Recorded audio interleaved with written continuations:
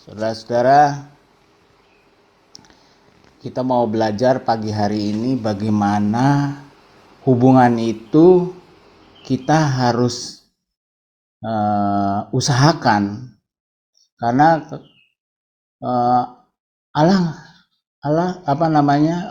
kita berdoa, kita bergiat di dalam komunitas, hubungan itu harus bagus ya. Saya memperhatikan firman Tuhan yang nanti kita akan bahas, bahwa kita harus usahakan, kita harus sama-sama gitu, bergandengan tangan untuk menghasilkan energi yang bagus, gereja yang bagus. Kalau kita ada permasalahan, kata firman Tuhan, nggak berkenan gitu. Tentu kita tidak mau lakukan hal itu. Kita ingin berkenan, doa kita, pelayanan kita hari lepas hari untuk menghasilkan sesuatu yang berdampak itu.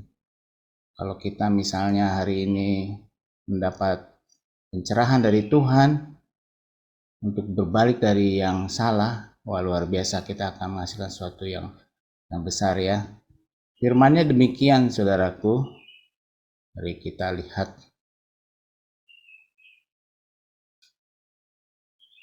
Saya kasih judul firman Tuhan-Nya, keinginan roh. Di sini bicara tentang kesatuan dalam roh, saudaraku. Ada hal yang saya lihat di muka bumi ini, hari-hari ini, manusia ini sering banyak berselisih ya. Ternyata di gereja juga banyak anak-anak Tuhan mengalami perselisihan dan tidak cepat-cepat untuk dibereskan. Dan ini banyak menahan berkat Tuhan ternyata, saudaraku. Perselisihan adalah keinginan daging dan tidak mungkin berkenan ini kepada Allah. Jadi sebaiknya kita cepat-cepat untuk membereskan firman Tuhan juga. Kalau mau perjamuan kan kita harus membereskan permasalahan. Kita mungkin tahu tapi diam aja, nggak tahu harus kita kerjakan gimana ya. Semua anak-anak Tuhan harusnya bekerja sama, kita membereskan semuanya ini. Semoga saudara paham apa yang saya bincangkan ya, karena kita akan bercita-cita untuk melihat kemuliaan Tuhan turun atas gereja-gereja, atas satelit-satelit, atas komsel-komsel, dan sebaiknya kita adalah pelaku firman Tuhan. Firman Tuhannya berkata demikian, saudara, di Roma 8 ayat 6 sampai 8, dia bilang keinginan daging, karena keinginan daging adalah maut. Bukan surgawi tetapi maut. Kalau udah dibilang gini harusnya kita langsung oh iya ya, berubah. Tetapi keinginan roh adalah hidup dan damai sejahtera. Kalau kita hidup di dalam roh, nyaman rasanya ya. Ketemu di mana, wah apa yang saya bisa lakukan buat saudara saya ini ya. Janganlah malas lah, nanti jadi ribut. Harusnya nggak boleh gitu kan kalau menyimak firman Tuhan ini.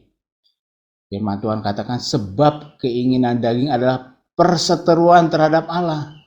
Kalau kita berselisih berarti berseteru juga dengan Tuhan ternyata. Karena ia tidak takluk kepada hukum Allah. Hal ini memang tidak mungkin baginya. Mereka yang hidup dalam daging tidak mungkin berkenan kepada Allah. Kiranya pendoa-pendoa kita boleh nanti bilang sama teman-teman kita, nggak boleh nih kepada saudara-saudara kita, nggak boleh nih seperti ini. Ayo kita bangun yang tidak keinginan daging. Apa itu? Ya, sebentar, di Galatia 5 ayat 17 berkata, sebab keinginan daging berlawanan dengan keinginan roh, dan keinginan roh berlawanan dengan keinginan daging, karena keduanya bertentangan. Keinginan daging dan keinginan roh bertentangan. Saudaraku, karena ini bicara tentang hubungan-hubungan yang ada di dalam pelayanan, mungkin saya hanya menggarisbawahi beberapa saja, yaitu di Galatia 5 ayat 19 sampai 21 berkata, di situ tuh kalau ada perselisihan ada hawa nafsu. Di situ ada perseteruan. Di situ ada perselisihan. Kalau ada perselisihan pasti ada iri hati, ada amarah, ada kepentingan diri sendiri, percideraan. Di sana roh pemecah, ada kedengkian, saudaraku. Aduh, hati-hati ya kita. Aduh, kita nggak boleh nih rasanya seperti ini. Kata Tuhan tuh, barang siapa melakukan hal-hal yang demikian, ia tidak akan mendapat bagian dalam kerajaan Allah. Jadi kita sia-sia yang membangun gereja Tuhan kalau masih ada seperti ini. Kita harusnya terpikir bagaimana ya supaya perbuatan daging ini yang tadi setelah disebutkan kita buang jauh-jauh gitu di dalam nama Tuhan Yesus Kristus. Yang ada adalah keinginan roh. Nah, kalau ada keinginan roh, dia akan berbuah, saudara. Berbuahnya di sini ada kasih, ada sukacita, ada damai sejahtera, ada kesabaran, kemurahan, kebaikan, kesetiaan, ada kelemah lembutan, ada penguasaan diri. Tidak ada hukum yang menentang hal-hal itu.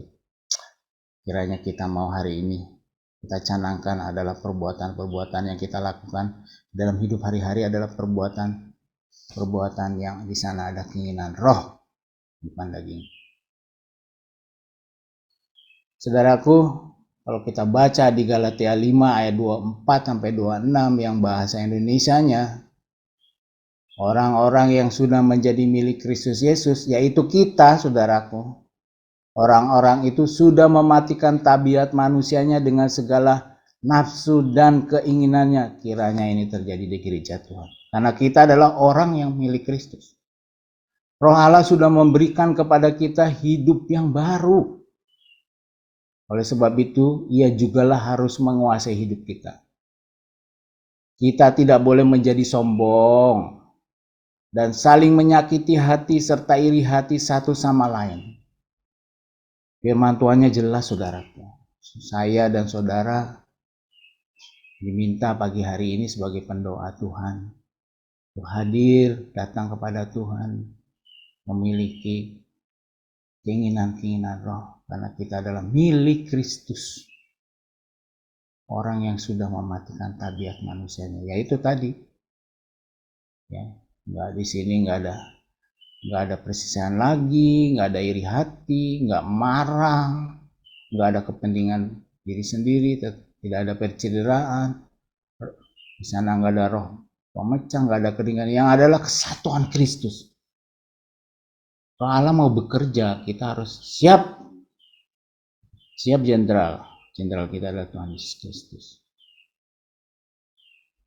Saudaraku, berdoa itu menghadirkan kesatuan. Perselisihan atau kedagingan menghadirkan perpecahan. Tentu kita akan mau yang nomor satu ya, berdoa menghadirkan kesatuan. Mari saudaraku semua, siap kita melakukan firman Tuhan hari ini, melakukan apa yang Roh Allah mau. Mari kita berdoa.